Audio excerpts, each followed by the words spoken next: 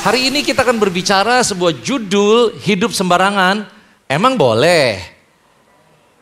Jawabannya ntar sebentar. Tetapi mari kita lihat kitab Galatia pasal yang ke-6 ayat 4 sampai 5. Kita boleh gak baca dengan suara yang kuat? 1, 2, 3. Setiap orang harus memeriksa sendiri apakah kelakuannya baik atau tidak. Kalau baik, ia boleh merasa bangga atas hal itu, tetapi tidak usah ia membandingkannya dengan apa yang dilakukan orang lain. Sebab, oke, saya ingin bacakan ulang tetapi yang hanya di boldnya saja supaya kita bisa menangkap lebih jelas lagi apa yang menjadi inti daripada apa yang mau disampaikan oleh firman Tuhan ini. Setiap orang harus memeriksa sendiri apakah kelakuannya baik atau tidak. Sebab masing-masing orang harus memikul tanggung jawabnya sendiri. Nah, saudara, saya yakin dan percaya setiap kita orang-orang yang sudah dewasa tahu persis bahwa dalam kehidupan ini penuh dengan berbagai macam tanggung jawab. Setuju? Kita di rumah sebagai anak, kita di kantor sebagai karyawan, ketika suatu saat kita menikah di dalam sebuah rumah tangga, dan juga di dalam pelayanan, kita begitu banyak punya tanggung jawab. Pertanyaan saya satu, boleh nggak kita bertanggung jawab di area pekerjaan, tidak bertanggung jawab di area rumah tangga? Nggak boleh tentunya. Nggak bisa seorang istri puas dengan berkata, "Aduh Pak, you are so good. Kamu bertanggung jawab di kantor ya. Waduh hebat, jadi direktur yang hebat. Waduh luar biasa ya. Walaupun kamu di rumah KDRT sama saya, kamu ninggalin keluarga. Oh nggak peduli sama anak. Waduh so good, you bertanggung jawab." Ada yang kayak gitu? Enggak. Kenapa? Istri itu pasti akan berkata begini. Dia berharap suaminya bertanggung jawab di luar di marketplace, di rumah juga bertanggung jawab. Setuju ya? Dan firman Tuhan mengingatkan kita bahwa ternyata di dalam setiap tanggung jawab itu ada konsekuensi. Entah itu upah, entah itu hukuman. Nah, tapi saya percaya bahwa setiap kita ingin mendapatkan hal yang baik. Nah, ternyata ketika seseorang dia tidak bertanggung jawab, irresponsibility, maka yang terjadi adalah ada dampaknya. Dampaknya adalah bisa banyak hal. Yang satu hilangnya keselamatan, kehilangan hidup kekal. Saya nggak bahas ini panjang lebar. Tetapi juga ada yang dikatakan hilang masa depan yang baik. Dan juga hilang sebuah kesempatan. Ada banyak hal yang akan bisa terjadi. Nah, tapi untuk siang hari ini saya ingin share tentang satu hal apa yang terjadi sebuah momen di MotoGP yang kemarin. Di mana itu jadi lupa saya. Mandalika, iya di Mandalika. Saya nggak ke Mandalika saudara, jadi lupa. Cuman saya nonton di TV. Nah ada sebuah kisah yang menurut saya tragis banget. Saya sampai ya ampun, hati saya sedih, gregetan gitu. Apa yang terjadi pada saat waktu itu? Pada saat saya nonton, ada sebuah kisah begini. Pada kita masuk di garis finish, itu urutan yang ketiga, itu adalah pembalap dari Indonesia. Wah saya udah senang banget. Nonton, yes, senang banget saya. Indonesia juara 3, mantap. Apa yang terjadi setelah itu? Diumumkan bahwa ternyata dianulir. Nggak jadi juara 3 Indonesia, tetapi juara 3-nya adalah dari Malaysia. Wah, saya sampai, waduh kok bisa begitu sih? Ternyata, kenapa? Pembalap di Indonesia yang urutan ketiga itu kena penalti. Karena ketika berkendara dianggap oleh penilaian juri itu adalah tidak bertanggung jawab. Nyetir motornya gak bertanggung jawab. Nah saudara, jadi ternyata itu yang terjadi. Saya waktu itu sedih banget. Aduh kenapa sih? Hilang dah tuh juara 3. Saya yakin dalam hati saya gini, Fit jangan terlalu sedih. Dia pasti lebih sedih daripada lu. Bener juga sih ya. Bener dong ya, saya sedih, sesedih saya, dia pasti lebih sedih dong. Ya ampun, aduh, udah masuk, dia udah sempat masuk juara 3 gini dah. Yes, udah biasa gitu kan, kalau pembalap juara kan gitu langsung. Dia udah begitu, ternyata tidak jadi juara, bayangin.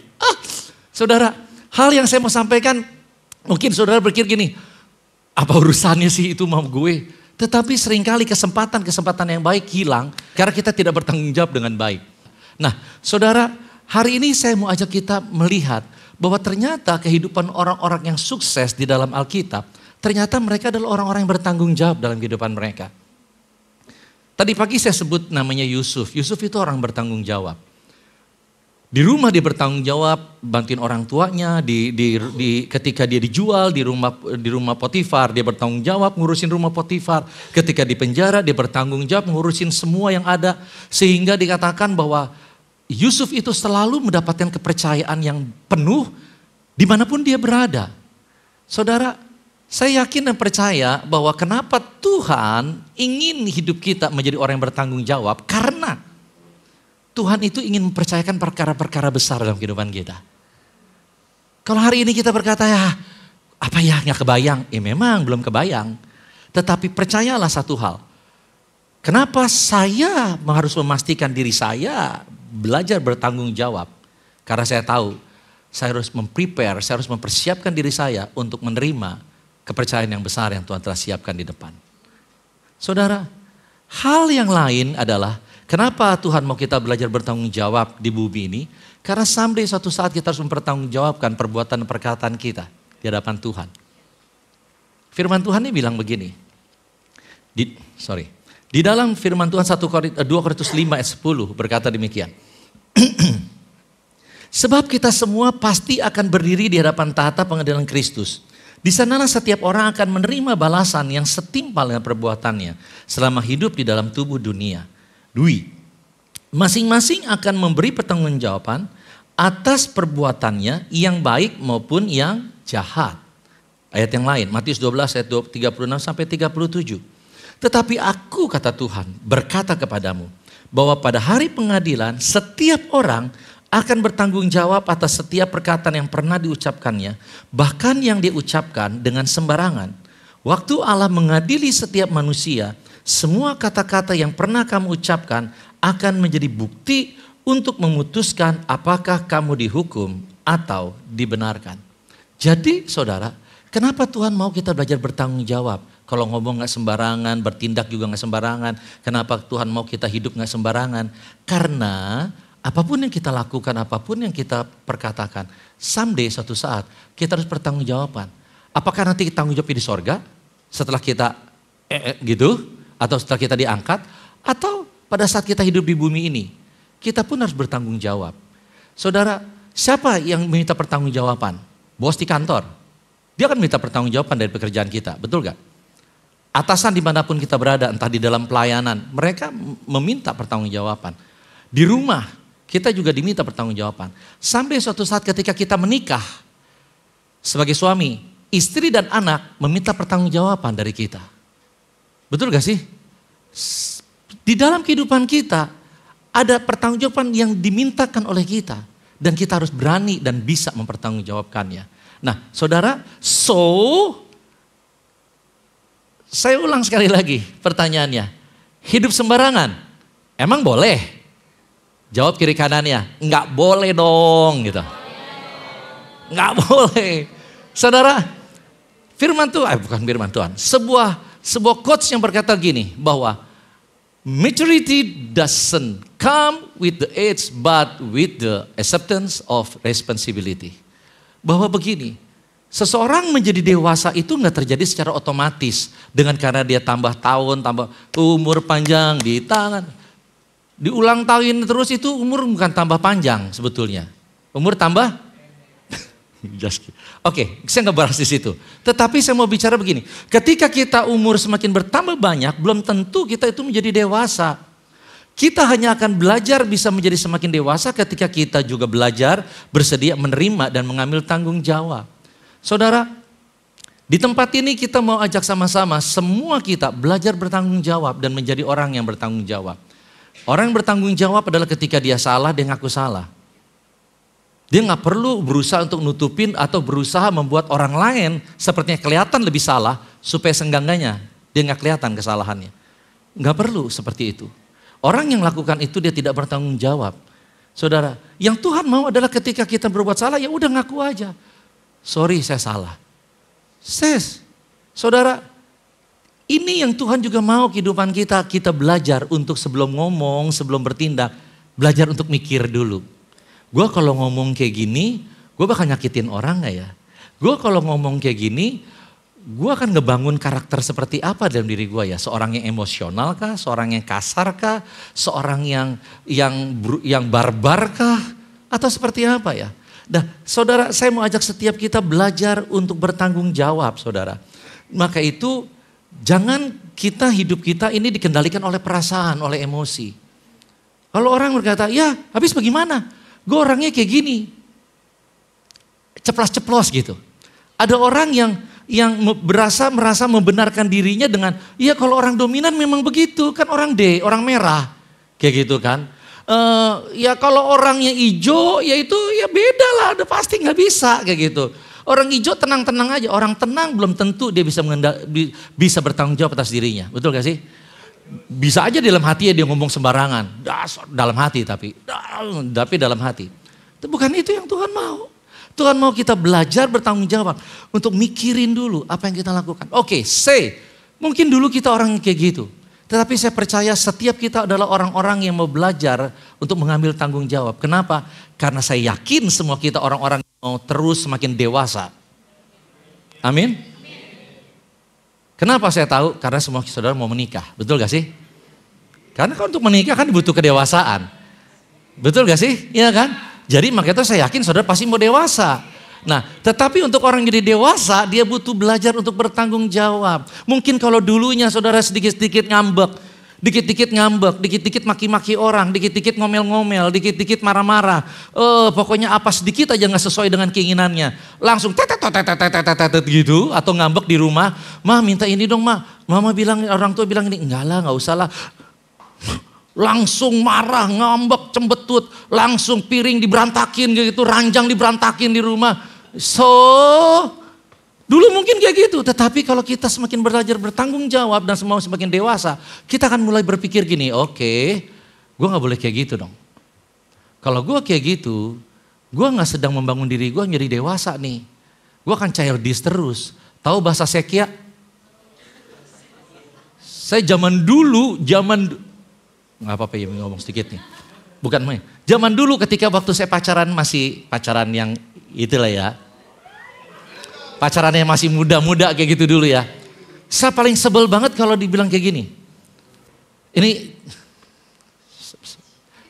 agak risih saya ngomongnya. Ini nanti masuk YouTube, ini masuk YouTube lagi ya. Astaga. Oke. Orang lagi streaming bagaimana aduh salah saya ngomong nih, aduh. Oke, saya dulu paling sebel lah, intinya gini lah ya. Paling saya sebel lah ya kalau orang bilang gini, Sekia. Saya paling sebel banget. Lu gak tahu gue udah gede kayak gini, lu bilang Sekia, kayak gitu. Saudara kenapa? Karena memang orang lihat itu dasarnya Sekia atau enggak, dewasa atau enggak, itu dasarnya memang dari tanggung jawab sih. Betul gak sih saudara? Dan Tuhan mau kita belajar untuk bertanggung jawab. Ingat loh, dimanapun kita berada, tadi pagi ini saya sampaikan, dan saya mau sampaikan ini karena ini penting. Dimanapun kita berada, saudara, entah saudara sekolah, di kampus, atau saudara tempat kantor, saudara ingat loh, di situ bukan hanya saudara harus mengerjakan tanggung jawab guru, tanggung jawab dosen, tanggung jawab dari bos atasan. Tetapi di situ juga di mana saudara berada, ada tanggung jawab Tuhan yang melekat atas kehidupan saudara. Sebagaimana Esther, dia ditempatkan menjadi seorang ratu di kerajaan Babilonia pada saat waktu itu. Nah, pada saat ini pun, saudara harus ngerti, Tuhanlah yang tempatkan saudara dari manapun saudara berada. Dan tanggung jawab yang Tuhan mau saudara lakukan. Saudara kerja bukan cuma cari duit, saudara sekolah atau di kampus juga bukan cuma cari ilmu, pandaian. Tetapi saudara harus ngerti, di situ saudara harus menyelesaikan sebuah tanggung jawabnya Tuhan. Tanggung jawabnya Tuhan itu apa? Untuk membawa jiwa-jiwa boleh diselamatkan bagi Tuhan. Caranya bagaimana? Saudara nggak harus bikin persekutuan doa kayak gitu yang wah gede atau nggak usah. Bawa jiwa itu kepada Tuhan bagaimana? Kalau saudara tahu teman kantor saudara, teman di kampus saudara, teman di sekolah saudara sedang mengalami kesulitan, ajak mereka doa atau seenggaknya doain mereka. Doakan agar supaya mereka boleh mengalami mujizat pertolongan Tuhan, mereka boleh mengenal Kristus. Lakukan seperti itu. Kalau teman kantor saudara, teman kampus saudara atau teman sekolah saudara sudah kenal Tuhan, sudah jadi orang Kristen, bantu mereka untuk mengerti firman Tuhan. Atau seenggaknya bantu mereka untuk bersama dengan mereka berdoa untuk perusahaan di mana saudara berada. Di masa-masa sekarang ini, saudara, ada banyak perusahaan struggling dengan bisnis mereka. Ada banyak perusahaan sedang lagi mikir bagaimana efisiensi. Mungkin kita aman di perusahaan yang aman, tetapi who knows apa yang akan terjadi di kantor di mana kita kerja di masa yang ke depan. Dan kalau kita berharap kantor di mana kita bekerja itu mengalami kesejahteraan dan terus diberkati Tuhan, ada tanggung jawab yang kita miliki. Doakan kantor di mana kita berada. Jangan cuma pengen dapat gajinya aja, tapi ambil tanggung jawabnya. Doakan, berkati kantor itu. Ajak teman kantor saudara berdoa untuk perusahaan di mana saudara berada. Biarlah melalui saudara berdoa bersama teman saudara. Dan mereka boleh melihat bahwa wow, ternyata Tuhan itu menjawab doa ya. Bukankah dengan demikian kita sedang membawa teman kita mengenal Tuhan lebih baik lagi? Betul gak saudara? Jadi lakukan hal-hal yang bisa membawa orang pada Tuhan. Nah saudara, Tuhan mau untuk setiap kita menjadi anak-anak muda yang bertanggung jawab. Jaga perkataan kita seperti tadi saya bilang. Jangan suka ngebully orang sembarangan. Jaga kekudusan hidup kita. Sebelum ini, sebentar saudara. Sebelum ini, saya mau ingatkan dulu bahwa tujuan daripada khotbah atau tujuan daripada pesan Tuhan hari ini. Tujuannya adalah begini. Tuhan mau untuk setiap kita menjadi anak-anak muda yang bertanggung jawab atas hidupnya. Seenggak-enggaknya sebelum dia bertanggung jawab untuk orang lain, bertanggung jawab atas dirinya sendiri lebih dulu. Jaga nih kekudusan hidup sendiri. Jaga tubuhnya dengan baik. Jaga untuk pelayanan yang Tuhan percayakan kepada dia. Jaga pekerjaan yang Tuhan percayakan pada dia. Jaga karakternya sendiri deh. Jaga itu sebagai tanggung jawab pribadinya kita. Itu yang Tuhan mau melalui sepanjang bulan ini, itu yang Tuhan mau untuk setiap kita. Menjadi anak-anak muda yang bertanggung jawab. Start dimulai daripada bertanggung jawab atas dirinya sendiri. Kenapa saudara? Karena ini yang tadi saya udah klik. Karena orang yang bertanggung jawab atas dirinya sendiri, pasti dia akan mampu bertanggung jawab atas hidupnya orang lain. Saudara, kita tidak akan pernah bisa bertanggung jawab atas hidup orang lain kalau kita tidak bertanggung jawab atas diri kitanya sendiri. Never. Kenapa? Karena kalau kita tidak bertanggung jawab atas kehidupan diri kita sendiri, kita sembarangan dengan kehidupan kita sendiri, kita pasti akan berlaku sembarangan atas hidup orang lain. Seorang pria yang tidak bertanggung jawab menjaga kekudusannya, pornografi terus, rusak dirinya terus. Ketika dia pacaran, dia gak bisa ngejagain pacarnya. Untuk jaga hidup kudus, gak bisa. Dia gak bisa jaga dirinya sendiri kok. Bagaimana dia bisa jaga pasangannya, pacarnya untuk menjaga kekudusan pacarnya? Gak bisa saudara. Seorang pria tidak akan pernah bisa menjaga perasaan pasangannya kalau dia sendiri gak bisa jaga perasaan dirinya sendiri. Kalau perasaannya terus diombang-ambingkan dengan emosi, gampang banget dipermainkan oleh emosi. Dia sendiri gak bisa jaga perasaannya dia. Bagaimana dia bisa jaga perasaan pasangannya? Maka itu kalau cari pacar, carilah orang-orang yang bisa bertanggung jawab atas dirinya sendiri. Betul gak sih saudara?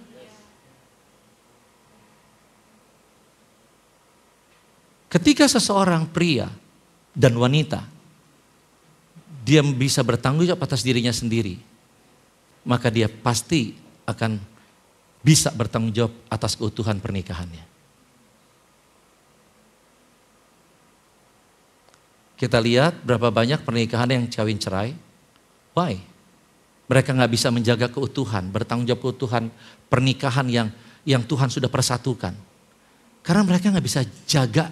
Karena mereka nggak bisa bertanggung jawab atas diri mereka sendiri. Orang yang pria atau wanita lah sama aja. Yang tidak bisa bertanggung jawab atas dirinya sendiri. Bertanggung jawab atas karakternya, bertanggung jawab atas perkataan yang keluar, bertanggung jawab atas perbuatannya. Dia semuanya dilakukan sembarangan. Maka kita temukan dia nggak akan pernah bisa merawat apalagi mendidik anak-anak yang akan Tuhan percayakan menjadi anak-anak yang baik. Nggak akan pernah bisa. Kita lihat berapa banyak anak broken home, yang terjadi. Kenapa? Karena orang tuanya gak bertanggung jawab atas dirinya sendiri. Ngomong sembarangan, maki-maki anak sembarangan. Betul gak sih saudara? Pukul anak sembarangan. Mereka dikuasai oleh emosi. Mereka gak bisa bertanggung jawab atas diri mereka sendiri. Hari ini Tuhan mau untuk setiap kita menyadari bahwa betapa pentingnya untuk setiap kita belajar untuk bertanggung jawab. Dan bertanggung jawab itu atas diri sendiri dimulai daripada menjaga hati setiap kita. Kita hanya bisa bertanggung jawab atas diri kita kalau kita bisa berhasil menjaga hati kita.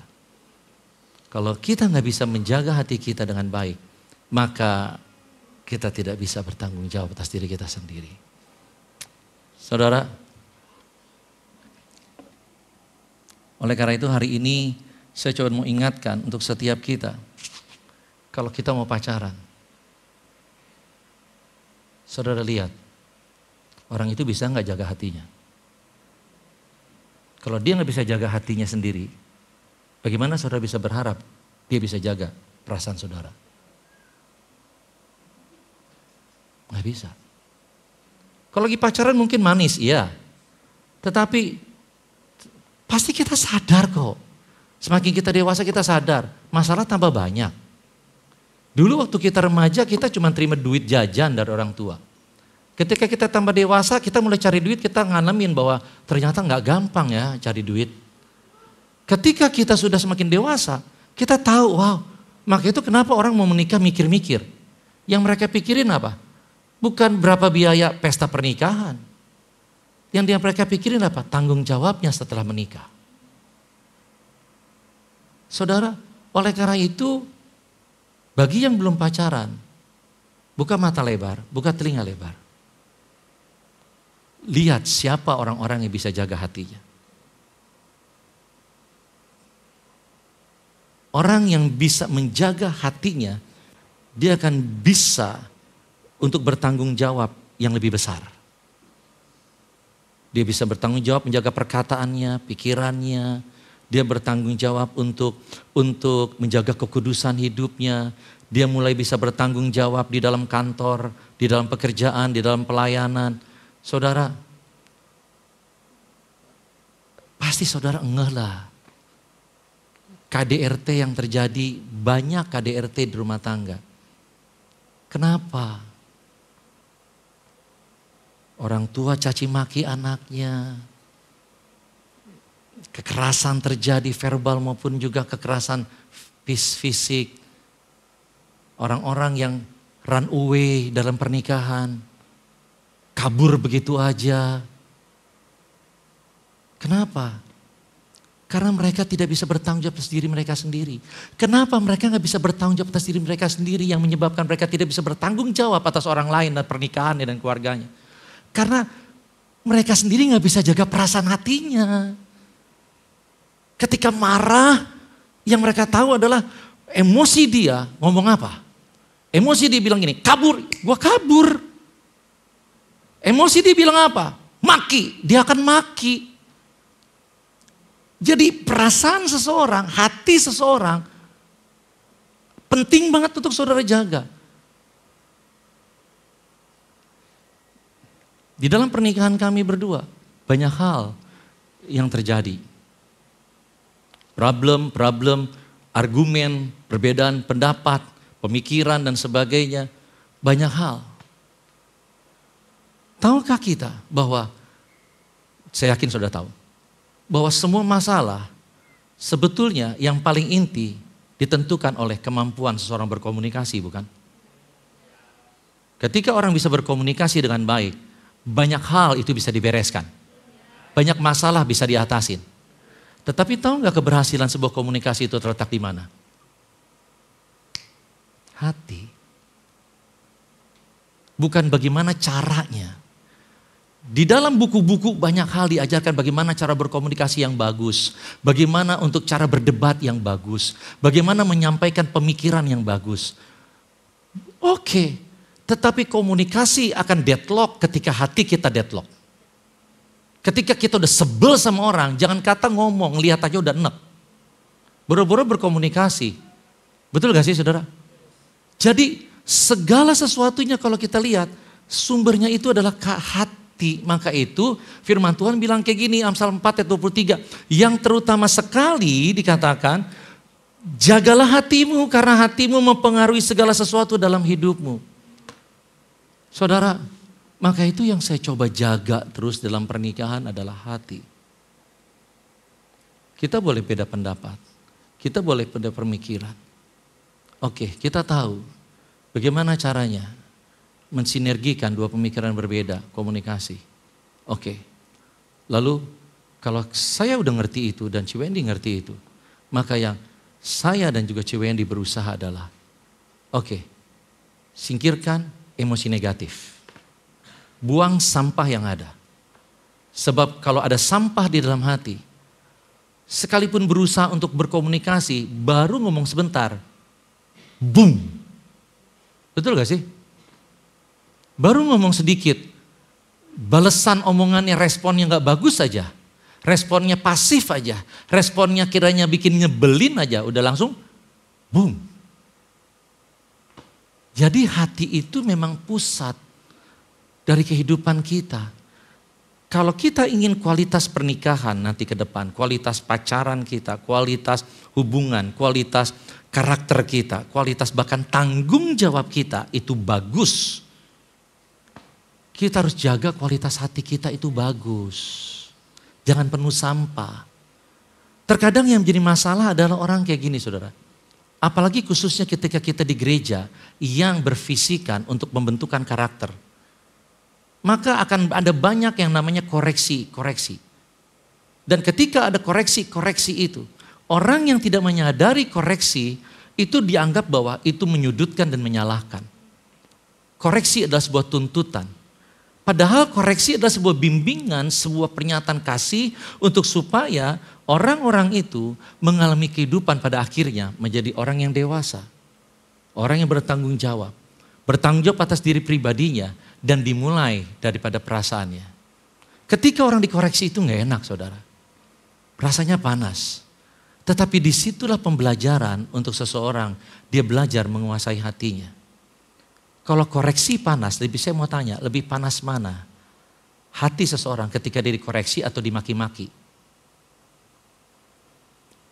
Mana lebih panas? Dimaki-maki, betul gak sih? Dunia, ada orang bilang kayak gini, dunia itu lebih kejam daripada Ibu Tiri, lagu apa ya saya lupa gitu. Mungkin zaman kita berbeda jadi saudara gak tahu ya, percuma lah saya coba. Saya nyanyi juga percuma, saudara gak ngerti juga.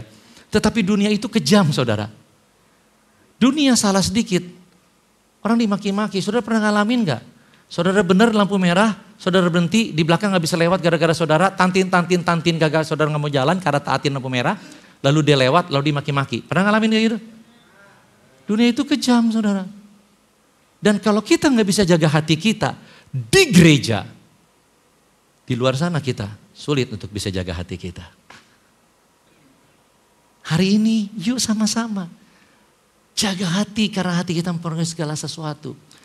Kualitas karakter kita, kualitas kehidupan kita itu ditentukan daripada hati kita, bahkan tanggung jawab kita, kualitas pekerjaan kita dalam kerja, kualitas pekerjaan kita dalam karir, dalam sekolah, di dalam sebuah pernikahan, semua ditentukan oleh hati, saudara. Ketika kita kesel, kita nggak bertanggung jawab. Ada berapa banyak orang ngelepaskin tanggung jawab gara-gara kesel? Bodoh amat dah. Pernah nggak saudara ngalamin sih?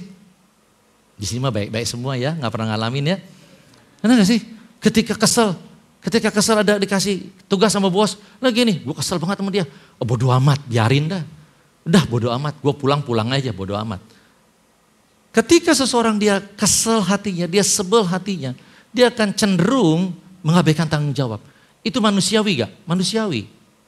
Maka itu terkadang di dalam pelayanan terdiri orang-orang yang bukan orang yang sempurna. Kadang-kadang kita ngadepin orang kayak gitu. Ketika dia kesel, dia sebel, lalu bodo amat tanggung jawab pelayanan. Gue kesel sama dia. Dikasih tugas, bodo amat. Gak mau datang.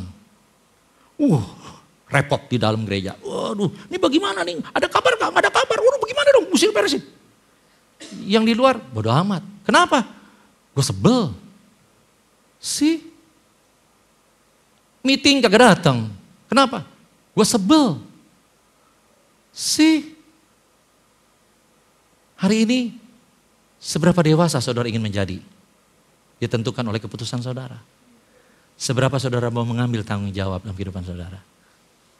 Enggak mudah, tetapi itu harus. No choice, bukan pilihan, obligasi. Kalau saudara tidak bertanggung jawab,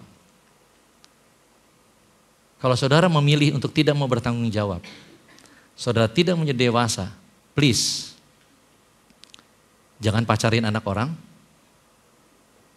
apalagi nikahin anak orang. Karena saudara sedang membawa orang lain masuk dalam neraka bersama saudara. Jangan. Gereja mendorong setiap orang untuk melayani Tuhan. Tujuannya adalah bukan mengeksploitasi manusia untuk kepentingan gereja. No. Tapi kalau gereja mendorong setiap orang member dalam gereja untuk terlibat dalam pelayanan, tujuannya adalah untuk melatih setiap orang belajar, berani untuk mengambil tanggung jawab. Di luar sana diajarkan, dunia mengajarkan orang untuk tidak berani mengambil tanggung jawab. Kenapa? Resiko. Kalau ambil tanggung jawab ini resikonya apa? Konsekuensinya apa? Gede, jangan deh. Kenapa orang gak berani mengakui kesalahan untuk mengambil tanggung jawabnya? Karena ada risiko, nanti dimarahin. Betul gak sih? Nanti kena teguran, kena sanksi dan sebagainya. Tahu gak sih? Kalau kita tidak mengambil tanggung jawab, resikonya itu lebih besar daripada kita mengambil tanggung jawab. Ketika kita tidak berani mengambil tanggung jawab, kita gak akan pernah dapat kepercayaan dari orang.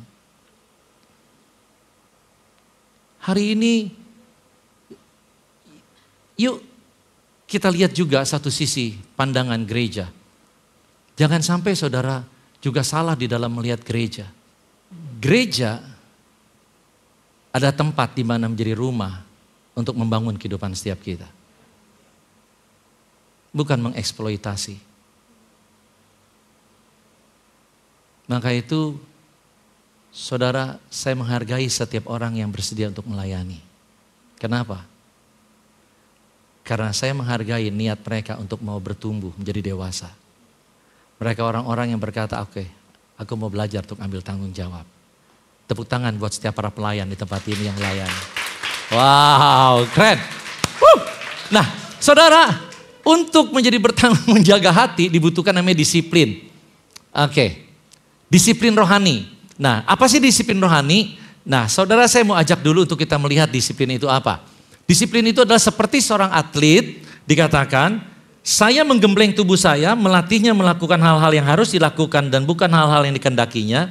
Sebab kalau tidak, saya takut kalau setelah mempersiapkan orang-orang lain untuk perlombaan, saya sendiri dinyatakan tidak memenuhi syarat lalu ditolak. Saudara, apa itu disiplin? Disiplin adalah ini. Tetap melakukan apa yang seharusnya dilakukan, sekalipun itu sulit, sekalipun sedang tidak ingin melakukannya. Itu adalah disiplin. Kalau saudara lagi sedang ingin melakukannya atau senang dalam melakukan hal itu, saudara melakukannya. Ujiannya adalah, itu baru disebut sebuah kedisiplinan ketika keadaannya sulit. Ketika saudara sedang tidak ingin melakukannya, apakah saudara masih tetap nggak melakukan itu? Kalau saudara berhenti melakukannya, berarti saudara sedang berada di dalam kedisiplinan. Mungkin itu hobi, bukan sebuah kedisiplinan. Anyway, saya mau ajak kita lihat begini. Ada banyak orang ngerti tentang disiplin jasmani. Untuk supaya jadi sehat, maka dia harus mendisiplin olahraga yang baik, makan yang sehat, tidur yang cukup. Itu disiplin secara jasmani. Semua orang bisa menerimanya.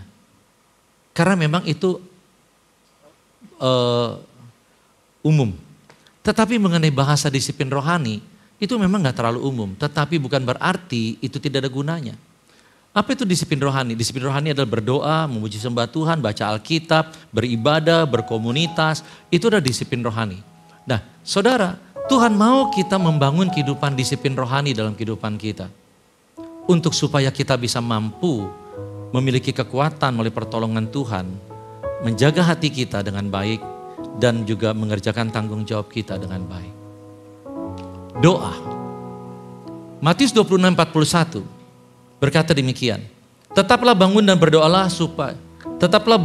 berdoalah terus supaya kamu masing-masing tidak berdosa waktu iblis mencobaimu. Memang rohmu ingin berbuat yang baik, tetapi tubuhmu tidak sanggup. Saudara, ini perkataan Tuhan Yesus ketika pada saat waktu bersama murid-muridnya di Taman Getsemani. Tuhan Yesus bilang sama mereka, doa, doa, doa. Kenapa? Tuhan Yesus bilang gini, doa akan menolong kamu untuk menang atas dosa. Dengan kata lain begini, doa akan menolong kamu untuk bertanggung jawab atas hidupmu. Saudara, saya bersyukur kepada Tuhan. Tuhan Yesus itu pribadi yang bertanggung jawab atas dirinya sendiri. Bertanggung jawab atas kehidupan rohaninya. Mungkin saudara berkata, tapi kan dia Tuhan, tapi dia juga manusia.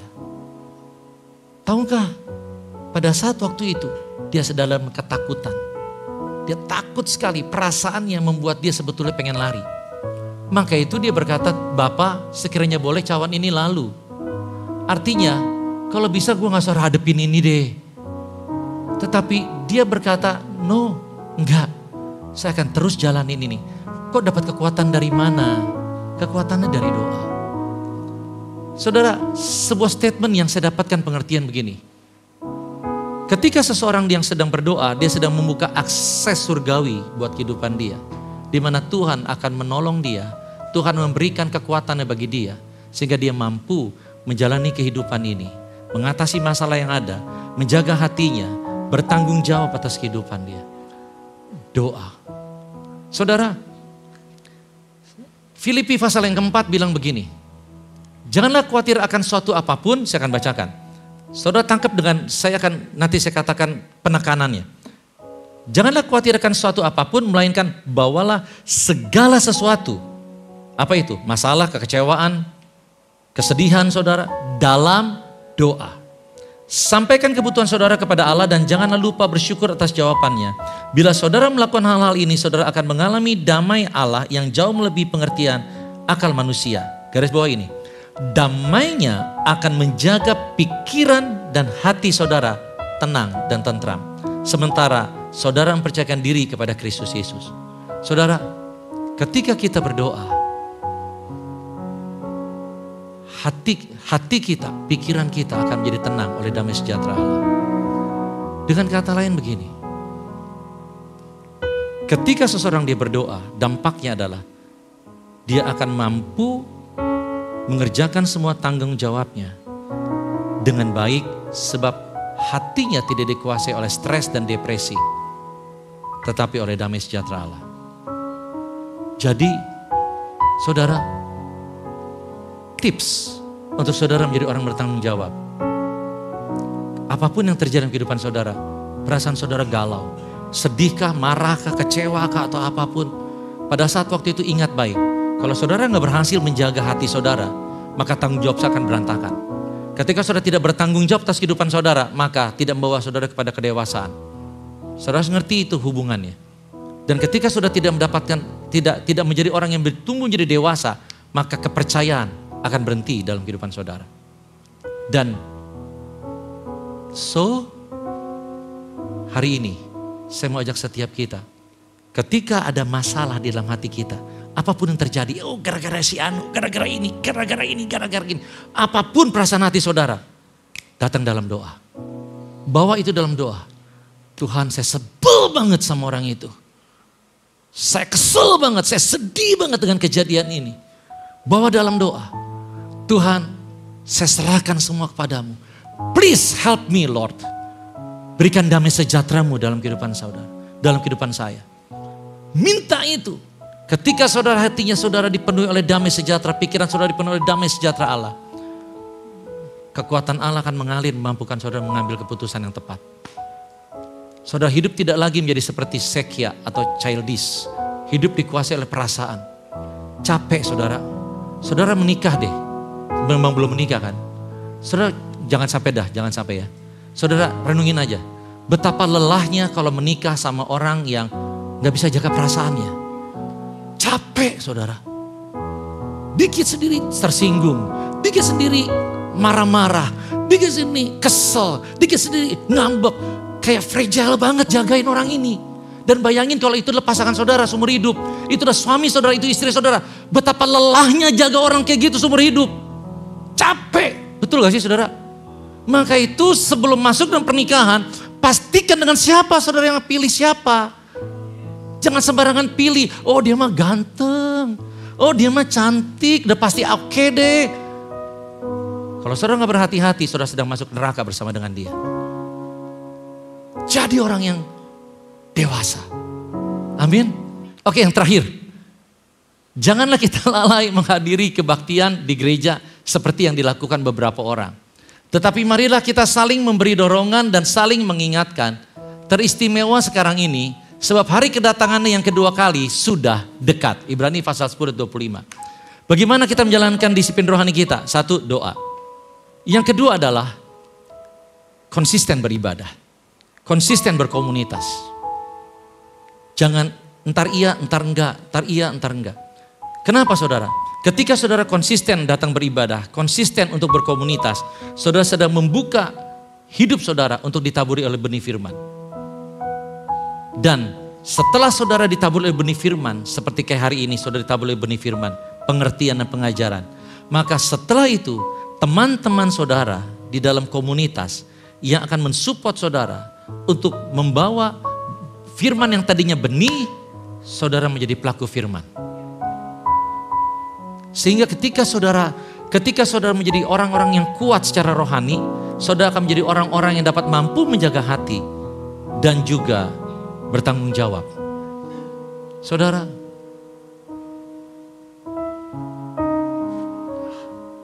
hal yang saya menarik begini. Firman Tuhan ini mengingatkan kita sebuah kebenaran harus kita lakukan. Ingatkan teman kita untuk beribadah. Firman Tuhan bilang, bukan hanya ingatkan, berikan dorongan untuk mereka beribadah. Jadi saudara, hal yang indah yang saya mau sampaikan ini Alkitabiah. Ketika pada saat saudara, ada teman saudara ingetin, life leader saudara ingetin. Guys, jangan lupa ya, besok ibadah ya. Mereka lakukan itu bukan sedang mengintimidasi saudara.